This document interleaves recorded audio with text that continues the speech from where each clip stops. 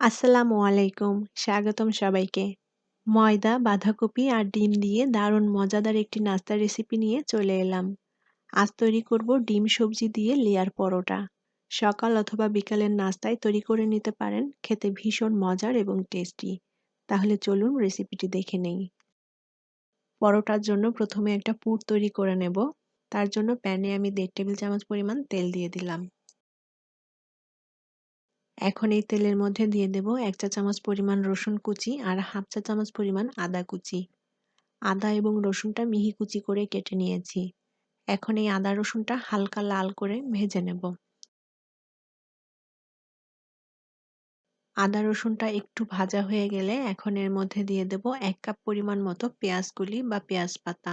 আর এখানে কিন্তু আমি কোনো পেঁয়াজ দেব না, পেঁয়াজের পরিবর্তে পেঁয়াজ কলি ব্যবহার করেছি। পেঁয়াজ কলিটাও হালকা একটু ভেজে নিয়েছি। এখন এর মধ্যে দিয়ে দেব 2 কাপ পরিমাণ কুচি করা বাঁধাকপি। এখন এর মধ্যে দিয়ে দেব কাঁচামরিচ কুচি। এবার খুব ভালোভাবে নেড়েচেড়ে আমি বাঁধাকপিটা ভেজে নেব। পরিমাণ মতো লবণ দিয়ে দেব। আর দিয়ে দেব সামান্য পরিমাণ গোলমরিচ গুঁড়া।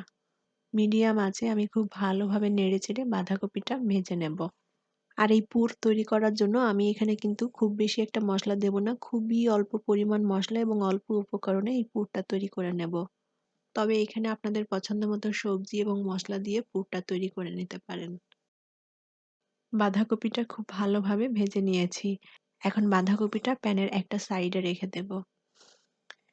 এবার এর মধ্যে দিয়ে দেব 2টা ডিম। এবার এই ডিম 2টাকে ভেজে ঝুরি করে নিতে হবে। ডিমটা একটু শক্ত হয়ে গেলে এখন খুব ভালোভাবে নেড়ে-চেড়ে ডিমটাকে ঝুরি করে নিতে হবে। ডিমটা ঝুরি হয়ে গেলে এখন বাঁধাকপির সাথে মিশিয়ে খুব ভালোভাবে উল্টাপাল্টা করে নেড়ে ভেজে নিতে হবে। ডিম এবং বাঁধাকপি একসাথে ভালোভাবে মিশিয়ে ভেজে নিয়েছি। এখন এর মধ্যে কিছু ধনিয়া পাতা কুচি দিয়ে দেব। ধনিয়া পাতা দিয়ে খুব ভালোভাবে নেড়েচেড়ে মিশিয়ে নেব। ডিম সবজির পুর ভালোভাবে ভেজে নিয়েছি। এখন এটা চুলা থেকে নামিয়ে ঠান্ডা করে নেব। ডিম এবং সবজির পুরটা ঠান্ডা করে নিয়েছি। এখন এর মধ্যে দিয়ে দেব টমেটো সস।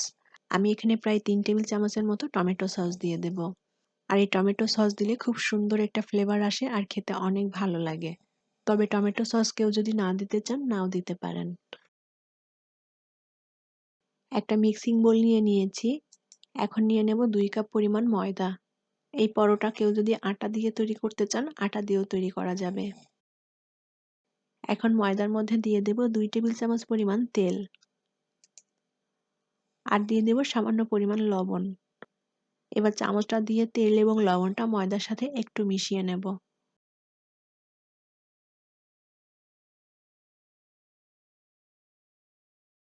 আমি এখানে ফুটন্ত গরম পানি নিয়েছি। এখন এই গরম পানিটা অল্প অল্প করে দিয়ে আমি ময়দার একটা ডো তৈরি করে নেব। পানিটা একবারে দেব না, অল্প অল্প করে দিয়ে ডোটা ভালোভাবে মেখে নিতে হবে।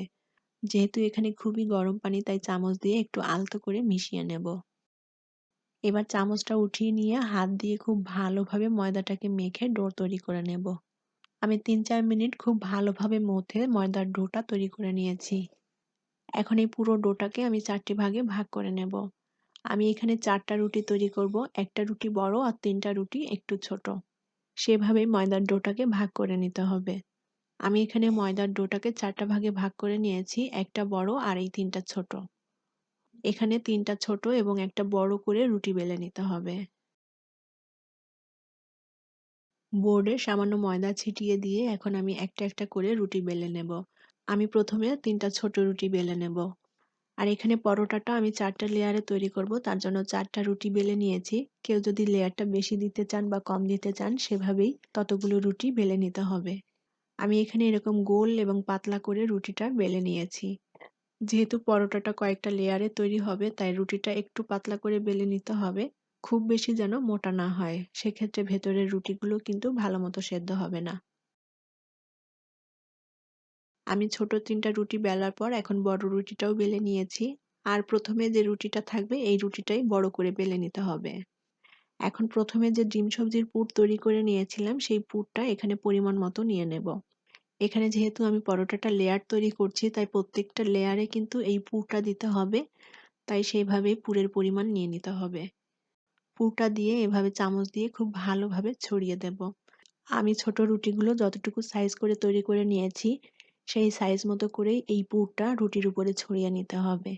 পুরটা আমি এরকম গোল করে ভালোভাবে ছড়িয়ে নিয়েছি।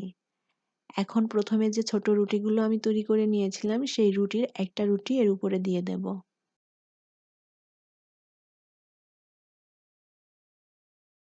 রুটিটা দেয়া হয়ে গেলে এখন এই ছোট রুটির উপরে আমি আবারও ডিম সবজির পুরটা দিয়ে দেব। পুর দিয়ে আবারও রুটির উপরে ভালোভাবে ছড়িয়ে দিতে হবে। এখন আবারও একটা রুটি এর উপরে দিয়ে দেব। আর বাকি যে পুরটা আছে সেই পুরটা এই রুটিটার উপরে দিয়ে ভালোভাবে ছড়িয়ে দিতে হবে। পুরটা রুটির উপর ভালোভাবে বিছিয়ে দিয়ে এখন এর উপর দিয়ে বাকি যে রুটিটা আছে সেই রুটিটা দিয়ে দেব। এখন নিচের এই বড় রুটিটাকে ধরে এভাবে টেনে লাগিয়ে দিতে হবে। আপনারা জাস্ট ভালো করে লক্ষ্য করুন, তাহলে বুঝতে পারবেন কিভাবে তৈরি করে নিচ্ছি।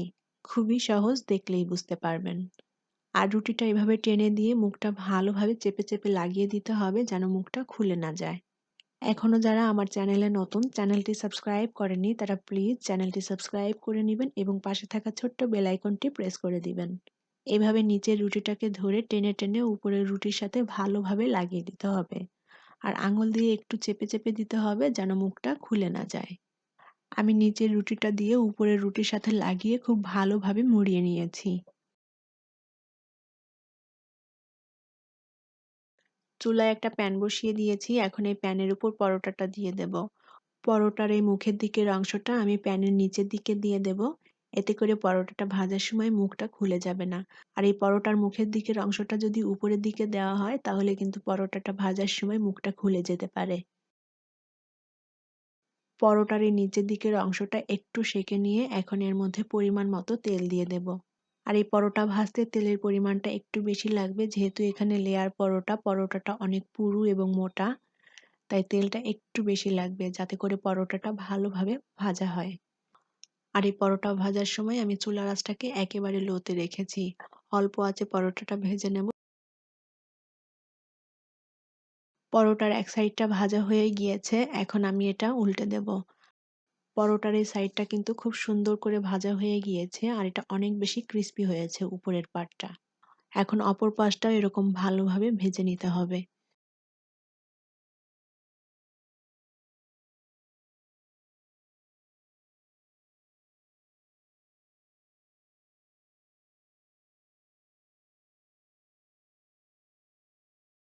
পরোটার অপর সাইডটাও ভালোভাবে ভাজা হয়ে গিয়েছে, এখন খুব সাবধানে পরোটাটা উঠিয়ে নেব।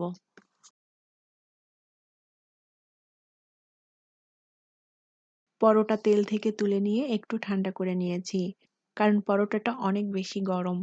এখন পরোটাটা আমি কেটে পরিবেশন করব। এটা আপনাদের পছন্দ মতো টুকরো করে কেটে নিতে পারেন। ডিম সবজির এই লেয়ার পরোটাটা গরম গরম খেতে খুবই ভালো লাগবে। আমি পরোটাটা এভাবে 4টা টুকরা করে কেটে নিয়েছি। পরোটার দুপাশটাও খুব ভালোভাবে ভাজা হয়ে গিয়েছে। আর ভেতরে প্রত্যেকটা লেয়ারে যে রুটিগুলো ছিল সেটাও ভালোভাবে ভাজা হয়ে গিয়েছে এবং সেদ্ধও হয়ে গিয়েছে। আশা করি আমার আজকের রেসিপি আপনাদের ভালো লেগেছে। আর আমার রেসিপিগুলো ভালো লাগলে চ্যানেলটি সাবস্ক্রাইব করে সাথেই থাকবেন। সবার সুস্থ ও নিরাপদ জীবন কামনা করি। অনেক অনেক ভালো থাকবেন সবাই। আল্লাহ হাফেজ।